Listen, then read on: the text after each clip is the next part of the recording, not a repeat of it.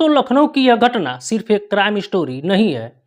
यह हमें रिश्तों को बढ़ते हुए तनाव, घरेलू विवाद, मानसिक दबाव, गंभीरता के बारे में सोचने पर मजबूर करती है। एक विवाद, एक गुस्सा, एक गलत फैसला और कुछ ही मिनटों में 3 परिवारों की दुनिया बदल जाती है। लेकिन 20 अगस्त 2026 का दिन था। उत्तर प्रदेश की राजधानी लखनऊ में दोपहर का वक्त था। गोमती नगर इलाका रोज की तरह अपनी रफ्तार से चल रहा था। सड़कों पर गाड़ियां चल रही थी, लोग अपने काम में व्यस्त थे और मिठाई वाला चौराहे के पास स्थित एक बैंक में रोज की तरह बैंक का।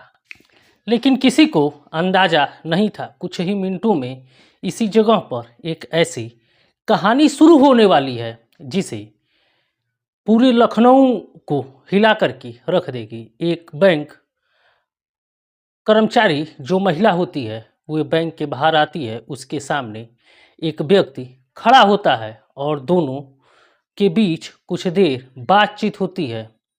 बातचीत होने के बाद अचानक गोली चल जाती है और जब गोली चलती है तो महिला जो होती है वह ज़मीन पर गिर जाती है। हमलावर जो था वो वहाँ से फरार हो जाता है और इसके बाद जो कुछ होता है वे आप सुन करके चौंक जाएंगे। वे इस कहानी को सिर्फ हत्या की कहानी नहीं रहने देता है, क्योंकि कुछ देर बाद एक व्हाट्सएप स्टेटस सामने आता है और उस व्हाट्सएप स्टेटस में लिखा होता है, जिसके हत्या के बाद अगली मौत की बात लिखे होने का दावा किया जाता है। और फिर पुलिस जब उस व्यक्ति के घर तक पहुंचती है तो वहां का मंजर देखकर पुलिस वाले भी सन्न रह जाते हैं। आखिर लखनऊ में ऐसा क्या हुआ था? क्या था? पति पत्नी के बीच विवाद चल रहा था और उस आखिरी व्हाट्सएप संदेश में ऐसा क्या था जिसने जांच का दिशा ही बदल दिया। आदाब, नमस्कार, सत श्री अकाल। मैं हूं कुमार अभिषेक और आप देख रहे हैं कुमार अभिषेक क्राइम शो। आज की कहानी बेहद गंभीर और दुखद घटना पर आधारित है। इस पूरे मामले में जो बात सामने आई है उसमें से अब भी पुलिस जांच का हिस्सा है। किसी ने व्यक्ति के खिलाफ आरोप लगाए गए। अदालत के अंतिम फैसले के बिना किसी को दोषी मान लेना ये कहीं का भी उचित नहीं है। आखिर वो जो महिला थी, मरने वाली कौन थी? चूंकि हाई प्रोफाइल ये मामला है, यूट्यूबर और पत्रकार प्रज्ञा मिश्रा, जिनका नाम आप लोगों ने सुना होगा। प्रज्ञा मिश्रा की बड़ी बहन होती हैं, जिनका कत्ल हो जाता है और उसी कत्ल के सिलसिले में उसी कत्ल की कहानी आज आपको हम बताएंगे। हत्या करने वाला आरोपी कहता है कि ये सब बात प्रज्ञा मिश्रा को और उसके पति को, दोनों को ये बात पहले से ही पता थी। फिर वे कौन सी बात थी, वे कौन सा राज था जो प्रज्ञा मिश्रा और उसका पति जानता था? तो दोस्तों, देर न करते हुए आइए वीडियो में आगे बढ़ते हैं और आपसे अनुरोध वही है कि कृपया वीडियो के अंत तक बने रहें। गोमती नगर के मिठाई वाला चौराहे के आसपास स्थिति जो थी वे सामान्य थी। सब गतिविधियां सामान्य चल रही थी। आईसीआईसीआई बैंक में काम करने वाली दिव्या मिश्रा अपनी ड्यूटी पर थी। रिपोर्ट के मुताबिक दिव्या मिश्रा और उनके पति मानस वाजपेयी के बीच लंबे समय से वैवाहिक विवाद चल रहा था और तलाक की प्रक्रिया अदालत में लंबित था। इसी दौरान बैंक के पास पहुंचता है और बताया गया कि उसने दिव्या को फोन करके बैंक के बाहर बुलाया और दिव्या जैसे ही बैंक के बाहर आई, पति पत्नी के बीच पहले तो नॉर्मली बातचीत चली, फिर बाद में विवाद शुरू हो गया और कुछ मिनटों तक दोनों में बात करते रहे। लेकिन अचानक स्थिति एकदम ही भयावह हो गई और बदल गई। पुलिस के मुताबिक मानस ने दिव्या को गोली मार दी। दिव्या जमीन पर गिर गई। आसपास के लोगों में अफरा तफरी मौजूद हो गई। लोग मदद के लिए भी दौड़े। दिव्या को अस्पताल ले जाया गया, लेकिन डॉक्टरों ने दिव्या को मृत घोषित कर दिया। एक तरफ अस्पताल में मौत की पुष्टि हो रही थी, दूसरी तरफ कथित आरोपी मौके से निकल चुका था किसी और घटना को अंजाम देने के लिए। कहानी यही नहीं खत्म होती है। असल में यह तो उस भयावह घटनाक्रम की पहली कड़ी थी। दिव्या के हत्या के बाद मानस अपने घर की तरफ भाग गया और यहीं से इस केस में सबको चौंकाने वाला सुराग सामने आया। रिपोर्ट के मुताबिक मानस व्हाट्सएप स्टेटस में पत्नी की हत्या करने और इसके बाद खुद और अपनी बहन को गोली मारने की बात लिखी थी। उसे स्टेटस में दिव्या की बहन प्रज्ञा और उसके पति भरत यादव का नाम भी सामने आया है। जरा सोचिए, अगर किसी व्यक्ति की हत्या हो चुकी हो और उसके बाद कथित आरोपी मोबाइल पर ऐसा संदेश छोड़कर जाए, तो पुलिस के सामने सबसे पहला सवाल क्या होगा? यही होगा कि उसने ऐसा संदेश आखिर क्यों लिखा? क्या उससे कोई पुराना विवाद था?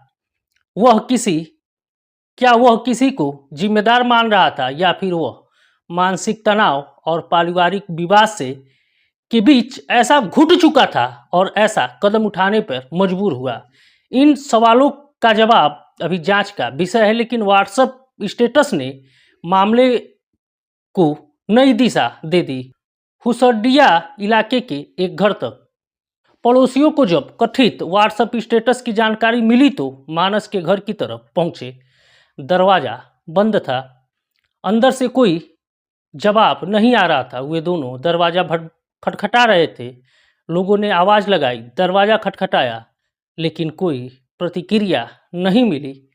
इसके बाद दरवाज़ा तोड़ा गया, और जब दरवाज़ा तोड़ा गया, अंदर का दृश्य देखकर लोग शून्य हो गए। रिपोर्ट के मुताबिक मानस की बहन मृत मिली और घर के अंदर हनुमान चालीसा चल रहा था। कुछ ही देर बाद पुलिस को सूचना दी गई। मौके पर पुलिस भी पहुंच जाती है, फॉरेंसिक टीम को भी मौके पर बुलाया जाता है और जांच शुरू हुई।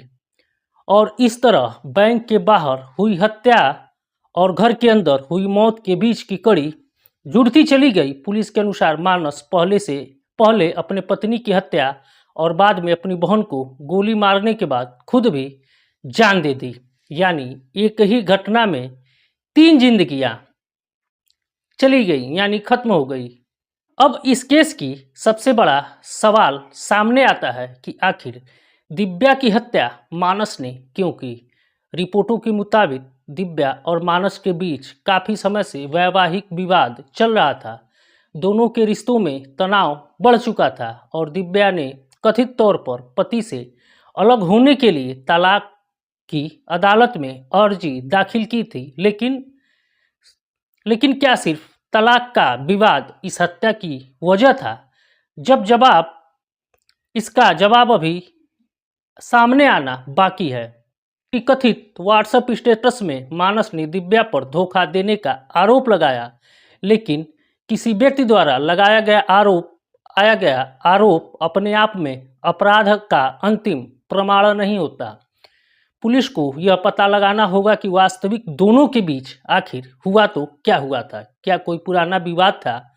क्या कोई आर्थिक पारिवारिक तनाव था? क्या तलाक का मुकदमा इस विवाद को और बना दिया, या फिर कहानी कोई और थी जो सामने आना बाकी है, जो सामने अभी नहीं आ पाई? ये तो सवाल जिसके जवाब केस की असली तस्वीर सामने आएगा। दिव्या मिश्रा की बहन के रूप में पत्रकार यूट्यूबर प्रज्ञा मिश्रा का नाम मीडिया रिपोर्टों में सामने आया है। कथित तौर पर व्हाट्सएप स्टेटस में प्रज्ञा मिश्रा और उसके पति का नाम होने की भी बात बताई गई है, लेकिन एक बात बेहद जरूरी है कि व्हाट्सएप स्टेटस में किसी भी व्यक्ति का नाम लिख देना, अपराध में शामिल होना, दोनों अलग अलग बातें हैं। इसलिए इस मामले में बिना पुलिस जांच और ठोस सबूत के बिना किसी पर आरोप लगाना सही नहीं होगा। पुलिस के लिए यह जानना जरूरी होगा कि मानस ने उसका नाम आखिर क्यों लिखा, वह किन बातों को लेकर और किसकी तरफ इशारा कर रहा था? क्या उसके पास कोई सबूत था या फिर सिर्फ गुस्से या तनाव मानसिक स्थिति में आकर के एक आरोप लिख दिया था? इन दोनों सवालों का जवाब जांच के बाद ही सामने आ सकता है।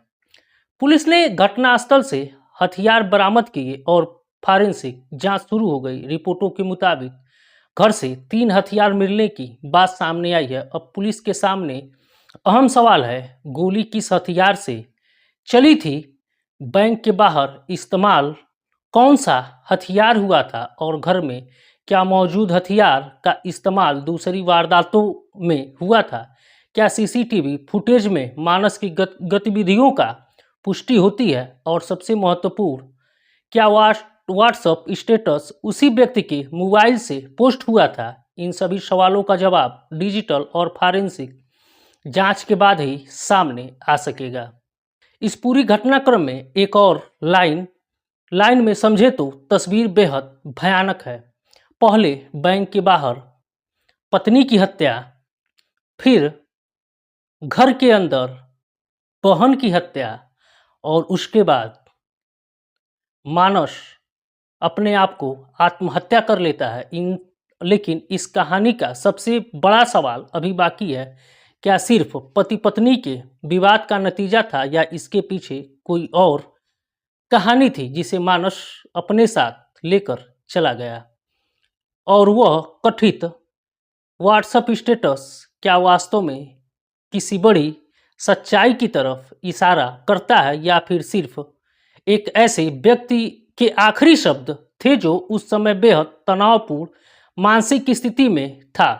फिलहाल इन सवालों के जवाब जांच एजेंसियों के पास पूरी स्पष्ट तौर से नहीं है। बड़ा सबक दोस्तों, लखनऊ की यह घटना सिर्फ एक क्राइम स्टोरी नहीं है। यह हमें रिश्तों को बढ़ते हुए तनाव, घरेलू विवाद, मानसिक दबाव, गंभीरता के बारे में सोचने पर मजबूर करती है। एक विवाद, एक गुस्सा, एक गलत फैसला और कुछ ही मिनटों में 3 परिवारों की दुनिया बदल जाती है। लेकिन हमें यह याद रखना होगा कि जांच पूरी होने के बाद किसी व्यक्ति को दोषी ठहराया जा सकता है। बिना जांच के किसी भी व्यक्ति को ठहराया जाना उचित नहीं है। तो दोस्तों, मिलते हैं अगली वीडियो में किसी सच्ची नई क्राइम स्टोरी के साथ। तब तक के लिए हमें दीजिए इजाज़त।